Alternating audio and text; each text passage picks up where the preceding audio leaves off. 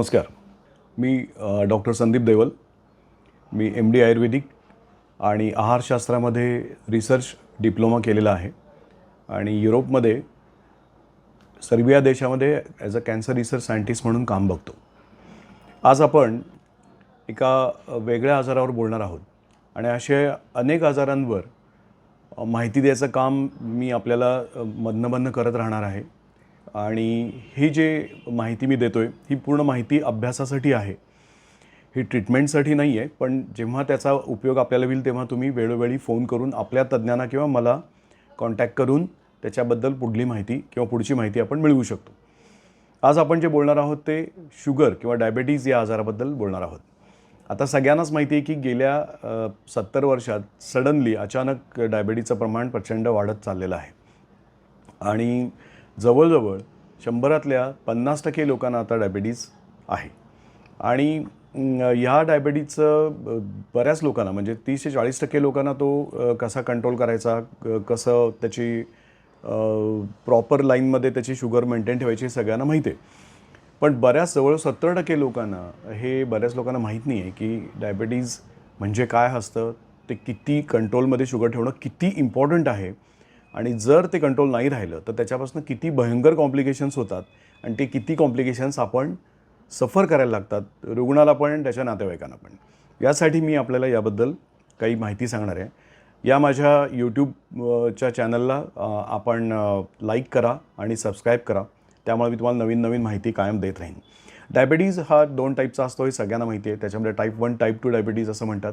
Type 1 diabetes जो आहे तर तो डायबिटीज हा जन्मजात स्वादुपिंडाची शक्ती कमी होणं, त्याच्यातनं इन्शुलिन अजिबात सिक्रीट न होणं आणि त्याच्यामुळे होणारा हा यंग एजमध्ये तरुण वयात होणारा डायबिटीज आहे आणि त्याला इन्शुलिनशिवाय काही पर्याय नसतो. तर तिथे ते एकमेव ट्रीटमेंट अवेलेबल आहे. तिथे आयुर्वेदिक ट्रीटमेंटचा पण काही खास उपयोग होत नाही. टाईप 2 डायबिटीज हा जो प्रकार आहे हा हळूहळू माणसाला वयाच्या 25 नंतर, 35 नंतर, 45 नंतर होणारा डायबिटीज आहे. आणि हा डायबिटीज जर आपण प्रॉपर लक्ष नाही दिलं तर या डायबिटीजमुळंच अनेक प्रकारची कॉम्प्लिकेशन्स रुग्णाला होतात आणि मग रुग्णाला हॉस्पिटलमध्ये सतत जावं लागतं आणि रुग्ण अधू होण्याची पण शक्यता असते. त्याच्या या टाईप 2मध्ये सुद्धा आधुनिक शास्त्रात जेवढी गोळ्या, औषधं, इन्शुलिन जेवढं सगळं उपलब्ध आहे त्या सगळ्यांनी खरं तर हा डायबिटीज प्रॉपरली कंट्रोलमध्ये येतो, शुगर प्रॉपरली कंट्रोलमध्ये राहते. डायबिटीजचा जो मेजर नियम आहे त्याच्यामध्ये सर्व रुग्णांनी हे लक्षात ठेवलं पाहिजे की आजकाल असं एक म्हणायची पद्धत आहे की आमची शुगर 250च्या पुढंच असते कायम, आमची शुगर 300च्या पुढंच असते, कोण म्हणतं आमची शुगर 400च असते, युरिनमध्ये +4 असते, +3 असते आणि HbA1c हे 6.2च्या खाली पाहिजे कायम, तर ते नेहमी 9, 10, 14 असं असतं आणि हे असंच असतं. तर हे असं असतं हे म्हणणं पूर्णपणे चुकीचं आहे. कारण असं असू नये. कारण काय होतं की ही वरती म्हणजे 200च्या आत पोस्ट प्रँडियल ज्याला आपण म्हणतो, जेवणानंतरची शुगर ही कायम 200च्या आतच पाहिजे आणि जेवणापूर्वीची शुगर ही कायम 150च्या आतच पाहिजे. हे ज्यांचं राहतं ती लोकं आपल्या आयुष्यात आपली प्रकृती सुदृढ ठेवू शकतात. पण त्याच्यावर जी राहणारी शुगर आहे ती शुगर शांत बसत नाही, ती शुगर गप्प बसत नाही आणि ती शुगर माणसाच्या संपूर्ण शरीरात जाऊन जागोजागी अडकायला लागते आणि त्यानंतर त्या अवयवांची कॉम्प्लिकेशन्स निर्माण व्हायला लागतात. तर सगळ्यात पहिला नियम लक्षात ठेवा, तुम्ही काहीही कसेही असा, तुमची प्रकृती कशीही असू दे, शुगर ही आपली जेवल्यानंतरची 200च्या आत, रँडम कधी पण तपासलेली सुद्धा 200च्या आत, ज्याला डायबिटीज आहे त्याला, नॉर्मल व्यक्तीला तर 140च्या आत पाहिजे आणि जेवणापूर्वीची म्हणजे उपाशीपोटी केलेली शुगर ही नॉर्मल व्यक्तीला 120च्या आत आणि जो कोणी डायबिटीजचा पेशंटच आहे त्याला 150च्या आत किंवा अगदी लास्ट 200च्या आत असली तरी चालेल, पण 200 क्रॉस होता कामा नये कुठल्याही परिस्थितीत. HbA1c डायबिटीजच्या लोकांना कमीत कमी 6 ते 7च्या मध्ये असावं, त्याच्यापेक्षा कमी राहिलं तर चांगलंच आहे आणि ज्यांना डायबिटीज नाही आहे त्यांचं कायम 6.2च्याच खाली पाहिजे.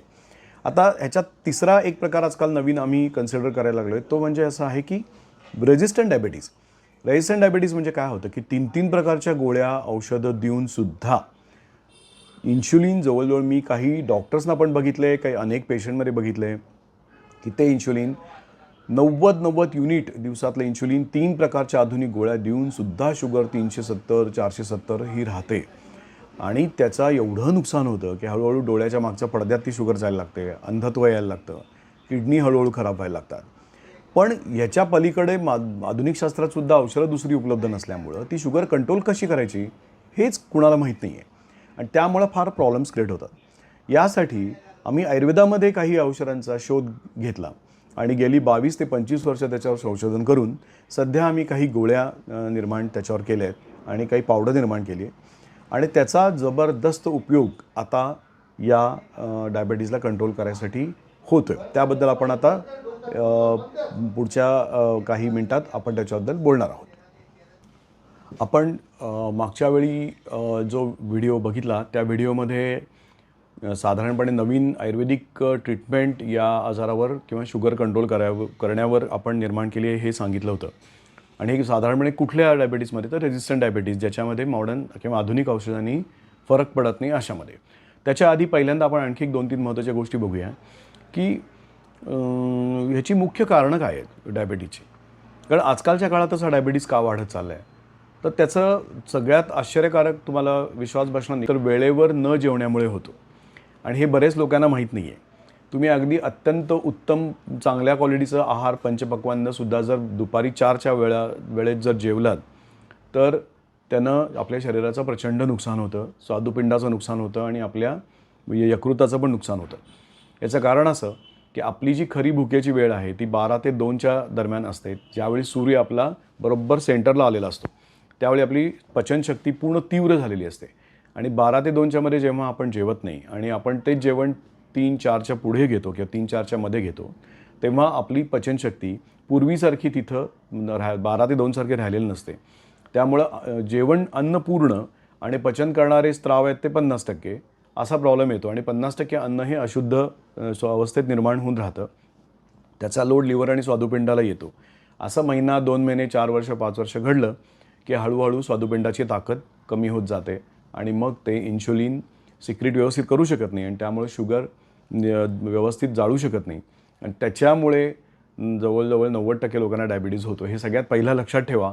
खूप महत्त्वाची गोष्ट आहे की डायबिटीज झाल्यानंतर पहिलं काम वेळेवर जेवायला पाहिजे आणि डायबिटीज नको असेल तर वेळेवर नाश्ता आणि वेळेवर जेवण घ्यायला पाहिजे. दुसरी गोष्ट की अति खाणं, एक कारण नसताना भूक नसताना सुद्धा सतत खाण्यामुळे काही लोकांना जेवल्यावर सुद्धा बिस्किटं खायची सवय असते, चॉकलेट्स, गोळ्या, लाडू, बर्फी कारण नसताना जड जास्त खाण्यामुळे सुद्धा स्वादुपिंडाचा लोड वाढतो आणि त्याच्यामुळे शुगर ही वाढायला लागते आणि डायबिटीज व्हायला लागतो. तिसरा सगळ्यात महत्त्वाचा फॅक्टर आहे की व्यायाम. कारण आजकाल आपल्या लहानपणी आपण ग्राउंडवर कायम खेळायला जायचो किंवा नंतर आपण व्यायाम कंटिन्यू करायचो. तर ज्या व्यक्ती आजकाल मुलंसुद्धा टी व्ही मोबाईलमुळे व्यायाम करत नाहीत, तरुण मुलं पण करत नाहीत, त्यातली बरीचशी जिम वगैरे आता करतात, बराच अवेअरनेस वाढला असला तरी बऱ्याच लोकांना अजून तो वेळ मिळत नाही. ऑफिस टायमिंग असेल, वर्किंग असेल तर सगळ्यात आयुष्यातला खरा व्यायामाचा जो वेळ आहे ना तो 25 ते 50च्या मध्ये आहे. वय वर्ष 25 ते वय वर्ष 50च्या मध्ये जी लोक व्यायाम करतात त्यांना घरात अनुवंशिक डायबिटीज असला तरी तो 55-60 पर्यंत पुढे ढकलता येतो आणि त्यामुळं लवकरात होणारी कॉम्प्लिकेशन्स हे कमी होतात. बरं, हा व्यायाम नुसता महत्त्वाचा नाही किंवा प्राणायाम वगैरे महत्त्वाचा नाही तर या व्यायामात आपल्याला 1 तास किंवा अर्धा तास व्यायाम करून घाम यायला पाहिजे. तेव्हा रक्तातल्या अशुद्धी बाहेर पडतात आणि या बाहेर पडलेल्या अशुद्धींमुळे शरीर परत नवीन स्त्राव निर्माण करतं ज्याचा फायदा आपल्या स्वादुपिंडाला होतो.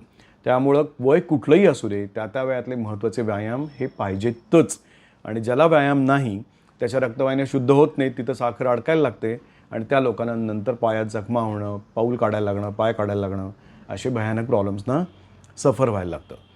त्यानंतर चौथा महत्त्वाचा मुद्दा आहे की मानसिक धक्का. काही व्यक्तींच्या आयुष्यात काही अचानक घडलेल्या अनेक प्रॉब्लेम्समुळे खूप जबरदस्त मानसिक शॉकमधनं ही लोकं जातात आणि ती लोकं ते सहन करायचा प्रयत्न करतात. त्याचा परिणाम स्वादुपिंडावर होतो आणि एकदम सडन रक्तपुरवठ्यामध्ये काही अडचणी निर्माण होऊन सुद्धा स्वादुपिंडाचं काम कमी होऊ शकतं, लिव्हरचं काम कमी होऊ शकतं आणि त्यामुळे डायबिटीज होतो.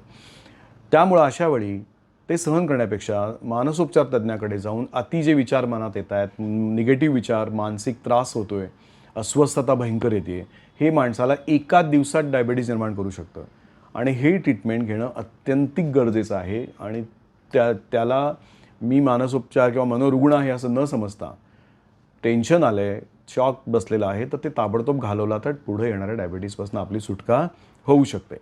पुढचा जे कारण आहे त्याच्यामध्ये मुख्य तंबाखू आणि निकोटीन याच्यामुळे स्वादुपिंडाच्या मागची जी रक्तवाहिनी असते ती रक्तवाहिनी हळूहळू त्या निकोटीनच्या कोटिंगमुळे किंवा तंबाखूच्या टारमुळे बंद व्हायला लागते आणि त्याच्यामुळे स्वादुपिंडाचं काम कमी होण्याची शक्यता असते. त्याचबरोबर संपूर्ण सगळ्या रक्तवाहिन्यांमध्ये निकोटीन साठतं, त्याच्यावर शुगर साठते आणि मग त्या रक्तवाहिन्या परत कधीच दुरुस्त होत नाहीत. तेव्हा या गोष्टींचा कंट्रोल आपल्याला पाहिजे. व्यायाम केल्यानंतर सगळ्याच गोष्टी माफ होतात. तो व्यायामाला कंटाळून आपल्याला उपयोग अजिबात नाही. दुसरी गोष्ट आता महत्त्वाचं लक्षात ठेवायला पाहिजे की यातनं वाचायचं असेल तर औषध हे पुढं सांगणार आहे मी की आयुर्वेदिक औषधाने आम्ही कसं तयार केलं आहे. पण महत्त्वाची गोष्ट सगळ्यात पहिलं काम म्हणजे की आधी सकाळी वेळेवर उठा. सकाळी 6 ते 7:30च्या मध्ये उठल्यामुळं लवकर पोट साफ होतं. लवकर पोट साफ झाल्यामुळं नाश्त्याची लवकर भूक लागते. वेळेवर नाश्ता, वेळेवर जेवण, त्यानंतर वेळेवर संध्याकाळचं जेवण आणि नंतर वेळेवर झोप याचा जबरदस्त आपल्याला फायदा होतो. हा डायबिटीस होऊ नये म्हणून उपयोगी आहे आणि झाल्यानंतर सुद्धा लोकांना अत्यंत उपयोगी आहे. त्यानंतर जेवल्यानंतर लगेच झोपू नये, कमीत कमी 1.5 तास आडवं होऊ नये. ते लवकर झोपणाऱ्या लोकांना पण डायबिटीस खूप लवकर निर्माण होतो.